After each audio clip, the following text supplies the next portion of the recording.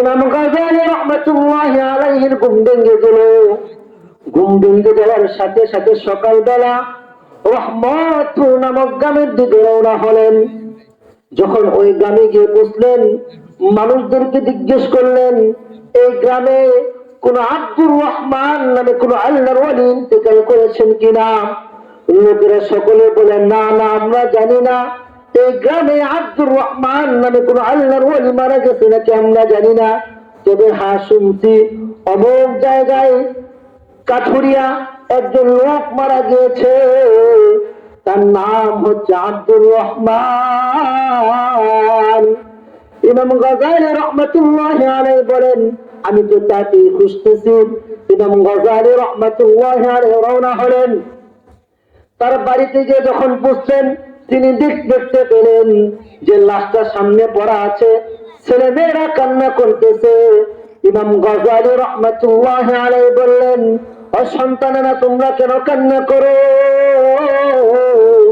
সন্তানেরা বলে, হুজুর, আমাদের বাবার ইন্তেকাল হয়ে গেছে, কিন্তু তার জানাজার নামাজ কে পড়াবে, তাকে গোসল কে করাবে, এরকম কোন মানুষ আমাদের এলাকায় নাই। ইমাম গাযযালী রাহমাতুল্লাহি আলাইহি বললেন, ও সন্তানেরা, তোমরা আর কোনো চিন্তা করিও না, আমি এসে পড়েছি। আমি নিজ হাতে তোমার বাবাকে গোসল করাবো, আমি নিজেই জানাজার নামাজ পড়াবো এবং তাকে কবরের মধ্যে দাফন করবো। বলেন না আল্লাহু আকবার। ইমাম গাযযালী রাহমাতুল্লাহি আলাইহি ওই আব্দুর রহমান নামক আল্লাহর ওলিকে নিজ হাতে সুন্নত তরিকায় গোসল করাইলেন। এরপরে সুন্নত তরিকায় কাফনের কাপড় পরিয়ে দিলেন। এরপর যখন জানাজার নামাজ পড়ালেন, জানাজার নামাজ পড়ানোর পর যখন কবরের মধ্যে রাখবেন, যখন কবরের মধ্যে ইমাম গাযযালী রাহমাতুল্লাহি আলাইহি নামলেন, ইমাম গাযযালী রাহমাতুল্লাহি আলাইহি দেখতে পেলেন কবর থেকে জান্নাতের সুগন্ধি বের হওয়া শুরু হয়ে গেছে। সুবহানাল্লাহ। ইমাম গাযযালী রাহমাতুল্লাহি আলাইহি আশ্চর্য হয়ে গেলেন। তিনি বুঝে ফেললেন, এটা কোন সাধারণ মানুষের কবর না, এটা অনেক বড় আল্লাহর ওলির কবর। ইমাম গাযযালী রাহমাতুল্লাহি আলাইহি দাফনের কাজ সম্পন্ন করে সন্তানদেরকে জিজ্ঞেস করলেন, ও সন্তানেরা, তোমাদের বাবার এমন কি আমল ছিল যার কারণে আল্লাহ পাক রব্বুল আলামিন তোমাদের বাবাকে আল্লাহর ওলি হিসেবে কবুল করেছেন? সন্তানেরা বলে, হুজুর, আমরা সম্পর্কে কিছু জানি না, তবে পর্দার আড়ালে আমাদের মা আছে, আমাদের মাকে জিজ্ঞেস করেন।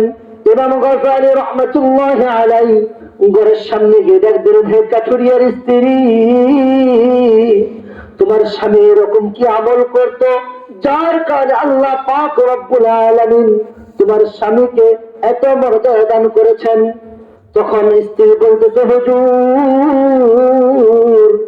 আমার স্বামীর এইরকম কোন আমল ছিল না, আমার স্বামী একজন সাধারণ কাঠুরিয়া, সে কাঠ কেটে এগুলো বিক্রি করে সংসারে চালাইতো।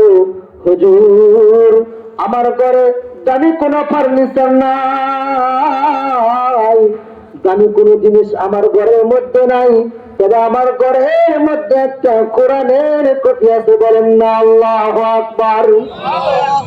ইমাম গাযযালী রাহমাতুল্লাহি আলাইহি বলেন, ইমাম গাযযালী রাহমাতুল্লাহি আলাইহি কাঠুরি স্ত্রী ডাকতে বলতেছে, হুজুর, আমার স্বামী সারাদিন কাঠ কাটতো, সকাল বেলা ফজর নামাজ পড়ার পর এই কোরআনের কপিটা আমার স্বামী হাতে নিত, হাতে নিয়ে বলতো, আয় আল্লাহ,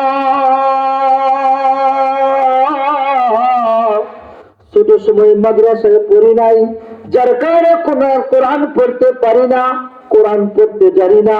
আয় আল্লাহ, যদি আমি কোরআন পড়তে পারি না, কিন্তু তোমার কোরআনে বড়ই মহব্বত করি। আল্লাহু আকবার। আয় আল্লাহ, এটা মানুষের লেখা কোনো কালাম নয়, হাদা মিন কালামি রাব্বি, হাদা মিন কালামি রাব্বি, এ মৌলা কা কলম হে, এ মৌলা কা কলম হে। আমার স্বামী এইরকম কোরআনের কপিটা ধরে এইরকম বাচ্চাদের মধ্যে কান্না করতো আর বলতো হাযা মিন কালামি রাব্বি, আর বাচ্চাদের মধ্যে মতো কান্না করতো। আর এইরকম ভাবে কোরআনের প্রত্যেকটা পৃষ্ঠা এইরকম ভাবে আঙ্গুল বুলাইতো। এই যে হুজুর দেখেন, আজও আমার স্বামীর হাতের ছোঁয়া কোরআনের মধ্যে বিদ্যমান আছে, বলেন না আল্লাহু আকবার। ইমাম গজালি রাহমাতুল্লাহ আলাইহি বলেন, ও কাঠিয়ার স্ত্রী, বুঝে ফেলেছি আল্লাহ পাক রব্বুল আলামিন তোমার স্বামীকে কি জন্য এত মর্যাদা দান করেছেন।